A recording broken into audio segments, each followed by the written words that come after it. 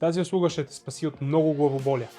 А именно, харесал си автомобил и той се струва рисков и с непълна информация, то тогава можем да изискаме допълнителна справка за състоянието на автомобила, която се заплаща.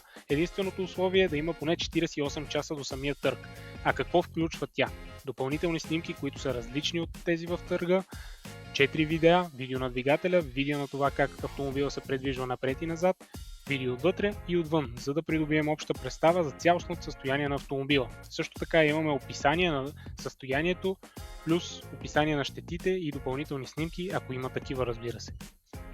Имаме също така списък с екстрите на автомобила, за да разберем горе-долу с какво оборудване излиза той. И също така имаме снимки на всичките гуми с джанти, описание на цулажа, състоянието на тях и какви гуми са като марка. Общо взето един такъв репорт променя доста нещата и намалява рисковете до минимум. Така че ако имате интерес към подобно нещо, ние можем да го осигурим.